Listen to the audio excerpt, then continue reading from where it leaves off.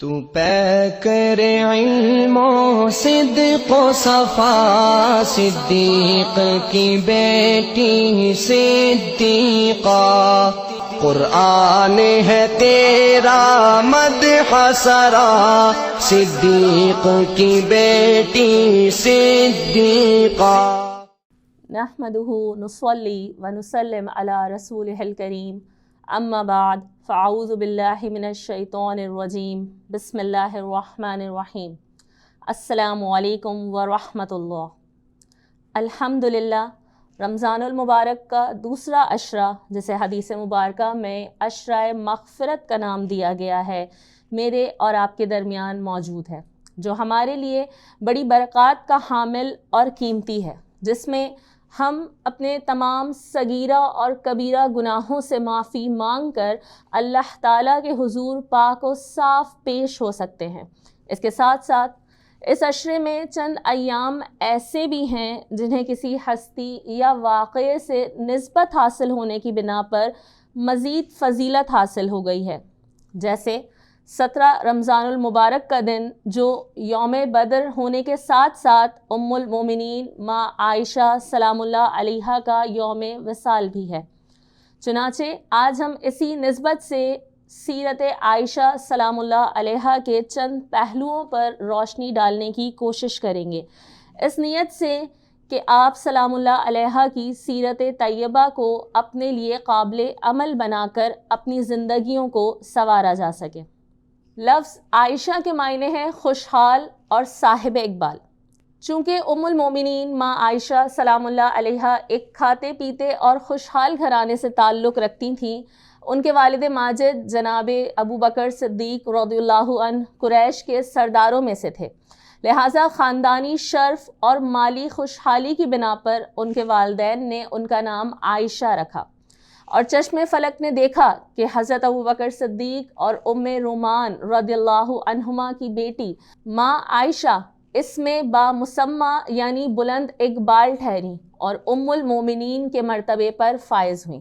آپ کا لقب صدیقہ، ام المومنین آپ کا خطاب ہے، ام عبداللہ آپ کی کنیت، جبکہ نبی مکرم صلی اللہ علیہ وآلہ وسلم نے آپ کو بنت صدیق سے بھی خطاب فرمایا اور کبھی کبھی حمیرہ کے لقب سے بھی پکارتے تھے۔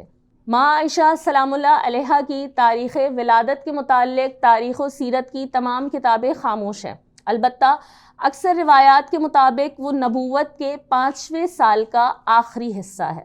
ام المومنین ماں عائشہ سلام اللہ علیہا کی فضیلت پر اگر بات کی جائے تو اسے احاطے میں لانا ممکن نہیں۔ المختصر، ماں عائشہ سلام اللہ علیہا کی برات میں سورہ نور کی 17 آیات قرآنی نازل ہوئیں۔ اسی طرح غزوہ ذات الرقاق کے موقع پر ماں عائشہ صدیقہ سلام اللہ علیہا کی وجہ سے تیمم کا قرآنی حکم نازل ہوا۔ ام المومنین ماں عائشہ صدیقہ سلام اللہ علیہا کی فضیلت پر اگر بات کی جائے تو اسے احاطے میں لانا ممکن نہیں۔ المختصر، ماں عائشہ کی برات میں سورہ نور کی 17 آیات قرآنی نازل ہوئیں۔ اسی طرح غزوہ ذات الرقاق کے موقع پر ماں عائشہ صدیقہ سلام اللہ علیہا کی وجہ سے تیمم کا قرآنی حکم نازل ہوا۔ ام المومنین ماں عائشہ سلام اللہ علیہا کے سیرت مبارکہ کے اس پہلو سے تو میں اور آپ بخوبی واقف ہیں کہ میرے کریم آقا علیہ الصلوۃ والسلام آپ سے کس قدر محبت اور شفقت کا برتاؤ فرماتے، آپ کی دلجوئی فرماتے۔ اسی طرح جناب عائشہ سلام اللہ علیہا کو بھی حضور علیہ الصلوۃ والسلام سے بے پناہ محبت تھی، اگر ذرہ برابر بھی آپ کے چہرے مبارک پر حزن و ملال کے آثار دیکھتی تو بے قرار ہو جاتی۔ ام المومنین ماں عائشہ سلام اللہ علیہا نے بچپن سے جوانی تک کا زمانہ اس ذات اقدس کی صحبت میں بسر کیا جو دنیا میں مکارم اخلاق کی تکمیل کے لیے آئی تھی، چنانچہ ماں عائشہ کا اخلاق نہایت ہی بلند تھا۔ آپ نہایت سنجیدہ، فیاض، قانع، عبادت گزار اور رحم دل تھی۔ آپ زہد و قناعت کی وجہ سے اپنے پاس صرف ایک جوڑا رکھتی تھیں اور اسی کو دھو کر پہنتی تھیں۔ آپ کی اپنی کوئی اولاد نہ تھی، لیکن آپ عام مسلمانوں کے بچوں اور زیادہ تر یتیموں کو لے کر ان کی پرورش کیا کرتی، ان کی تعلیم و تربیت اور شادی بیاہ کے فرائض سر انجام دیتی تھیں۔ ماں عائشہ سلام اللہ علیہا کے اخلاق کا سب سے ممتاز جوہر آپ کی فیاضی اور کشادہ دستی تھا۔ خیرات میں تھوڑے بہت کا لحاظ نہ کرتی، جو موجود ہوتا سائل کی نظر کر دیتی۔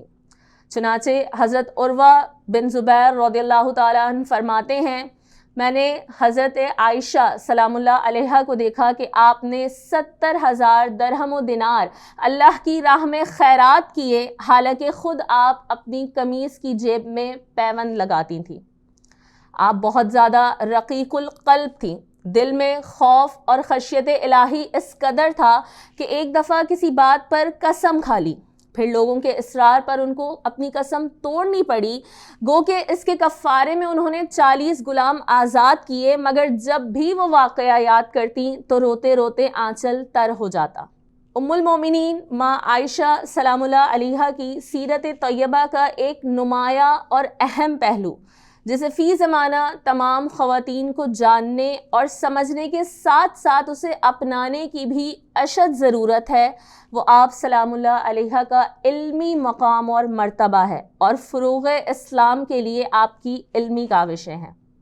نبی کریم صلی اللہ علیہ وآلہ وسلم پوری کائنات کے معلم اعظم کی حیثیت سے جناب عائشہ سلام اللہ علیہا کی تربیت فرماتے رہے۔ ماں عائشہ کی عمر شریف نکاح کے وقت کم تھی، اس میں بہت حکمت پوشیدہ تھی کہ اس کے ذریعے امت کی عورتوں کی تعلیم و تربیت کا کام لیا جائے۔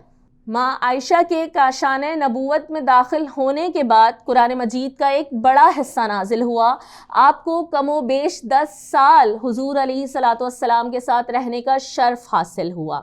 خود صاحب قرآن سے قرآن سنتی، جس آیت کا مطلب سمجھ نہ آتا کریم آقا علیہ الصلوۃ والسلام سے اس کا مفہوم سمجھ لیتی۔ آپ قرآن پاک کی ایک ایک آیت کی طرز قرأت، موقع استدلال اور طریقہ استنباط پر کامل عبور رکھتی تھیں۔ اسی نور خانے میں آپ نے کلام الہی کی معرفت، ارشادات رسالت کا علم، رموز و اسرار دین کی عظیم الشان واقفیت حاصل کی۔ نبی کریم صلی اللہ علیہ وآلہ وسلم پوری کائنات کے معلم اعظم کی حیثیت سے ماں عائشہ سلام اللہ علیہا کی تربیت فرماتے رہے۔ ماں عائشہ کی عمر شریف نکاح کے وقت کم تھی، اس میں بہت حکمت پوشیدہ تھی کہ ان کے ذریعے امت کی عورتوں کی تعلیم و تربیت کا کام لیا جائے۔ ماں عائشہ سلام اللہ علیہا کے کاشانِ نبوت میں داخل ہونے کے بعد قرآن مجید کا بڑا حصہ نازل ہوا۔ آپ کو کم و بیش 10 سال حضور علیہ الصلوۃ والسلام کے ساتھ رہنے کا شرف حاصل ہوا۔ خود صاحب قرآن سے قرآن سنتی، جس آیت کا مطلب سمجھ نہ آتا کریم آقا علیہ الصلوۃ والسلام سے اس کا مفہوم سمجھ لیتی۔ آپ قرآن پاک کی ایک ایک آیت کی طرز قرأت، موقع استدلال اور طریقہ استنباط پر کامل عبور رکھتی تھیں۔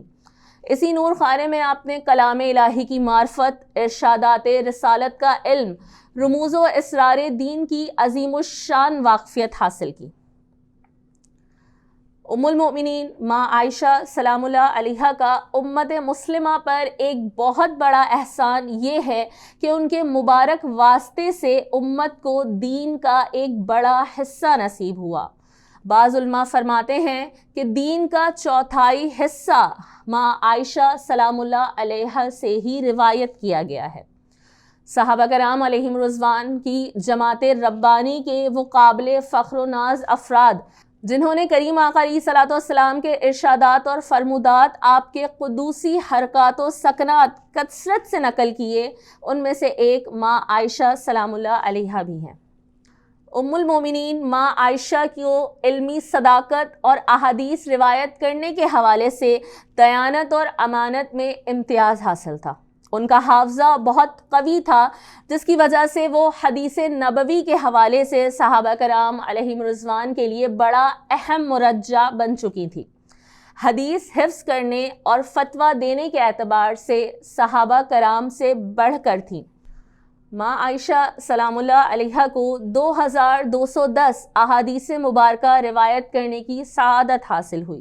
دور نبوی کی کوئی خاتون ایسی نہیں جنہوں نے ام المومنین ماں عائشہ سے زیادہ احادیث روایت کرنے کی سعادت حاصل کی ہو۔ جناب عائشہ سلام اللہ علیہا کا علمی مقام اور مرتبہ بہت بلند تھا۔ قرآن، تفسیر، طب، فرائض، فقہ وغیرہ علوم و فنون میں مہارت رکھتی تھیں، حتیٰ کہ اکابر صحابہ بھی آپ سے مسائل پوچھتے، مشورہ طلب کیا کرتے تھے۔